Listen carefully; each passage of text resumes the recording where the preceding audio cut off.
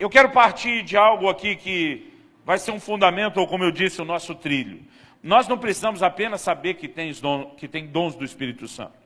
Nós não precisamos apenas saber quantos são, quais os nomes deles.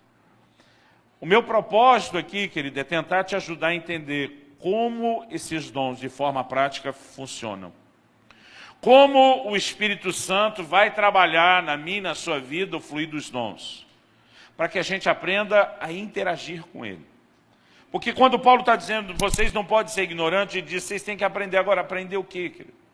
Era aprender como fluir nos dons, e não só a respeito deles. E o que eu quero te mostrar pela palavra de Deus, querido, é que o sobrenatural é simples. As manifestações dos dons são simples.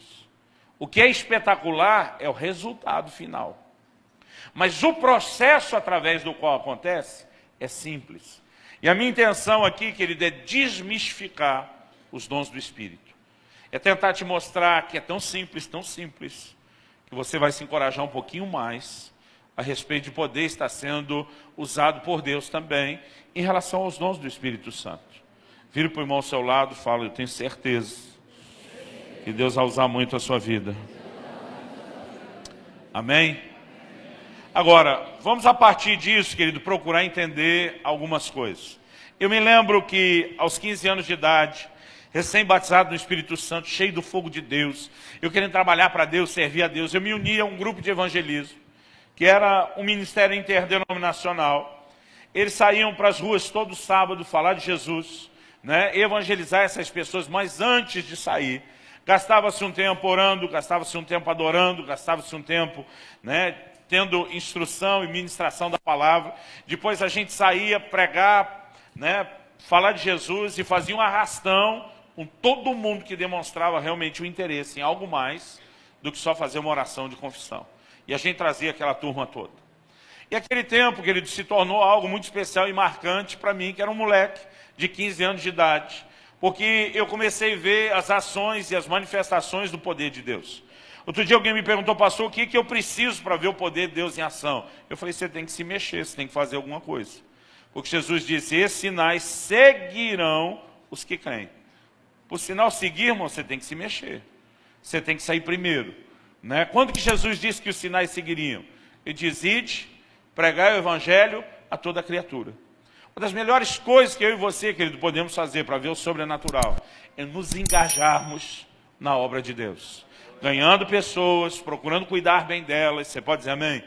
Eu comecei a descobrir aos poucos a autoridade do nome de Jesus. Foi nesse grupo que eu expulsei, né, meu primeiro demônio. A gente passou a dizer que debutou ministerialmente quando expulsa o primeiro demônio. Né? A primeira vez a gente nunca esquece. Me lembro de um bêbado que eu peguei na rua e eu falei para ele que eu queria levá-lo para a igreja. Ele falou, mas a coisa não quer ir lá não. Eu falei, que coisa? Ele falou, não, eu tenho 7 demônios. Eu pensei, conversa. Porque Jesus, minha primeira reação, eu nem lembrei de Maria Madalena que tinha 7 demônios. Foi Jesus disse, quando um sai, vem mais 7. Então tinha que ter 8. Eu pensei, a conta é errada. E apostando na minha equação matemática, eu pensei, não deve ser verdade. Por via das dúvidas, eu procurei nosso líder. Falei, ó, o cara está falando que está endemoniado. Ele falou, normalmente quando está, não fala. Aí eu me enchi de coragem, irmão, acreditando que não estava. Eu falei, não, nós vamos te levar lá na igreja e qualquer coisa Deus vai agir. Mas assim, nem imaginava. Eu lembro quando ele chegou na porta da igreja, na hora de botar o pé dentro, ele estacou. E eu olhei e falei, que foi? Disse, a coisa não quer entrar aqui não. Ah, não gosto de você. Falei, em nome de Jesus, essa coisa não vai te pedir dinheiro. Mas irmão, cheio de coragem, imaginando que não tinha. De qualquer forma ele entrou. E quando ele entrou e chegou na sala, que nós começamos a orar, eu poucas vezes tinha visto alguém, né, manifestar de uma forma tão terrível, né, ter uma manifestação demoníaca como aquela. Quando o cara caiu para o chão e já começou a serpentear, eu só faltou dizer, demônio, dá licença. Eu saí e fui chamar o líder.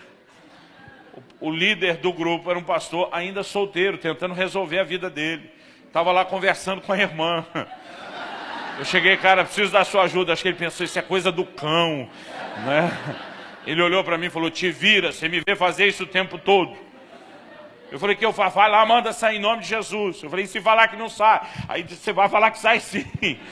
Né? Eu comecei, irmãos, aos poucos, ter experiências com o poder de Deus. Eu lembro de um bêbado que já tinha aceitado Jesus umas 10 vezes seguidas. Eu fui me aborrecendo daquilo.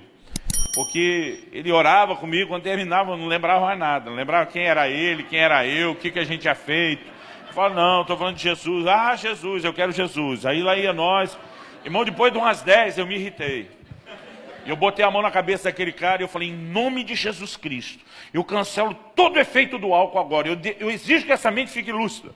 Quando eu falei isso, esse cara levou-lhe um susto. Ele arregalou os olhos, olhou para mim e falou, você é um bruxo. Eu falei, por quê? Ele falou, fiquei careta, sumiu o efeito do álcool. Eu falei, agora você vai ouvir Jesus. Aos poucos, querido, eu comecei a descobrir o que Deus podia fazer.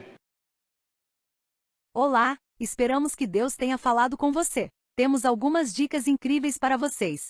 Gostaria de se aprofundar no conhecimento da Palavra de Deus? Na descrição do vídeo e no comentário fixado, temos dicas valiosas para lhe ajudar a estar ainda mais próximo do Pai. Não saia desse vídeo sem conferir. Deus os abençoe.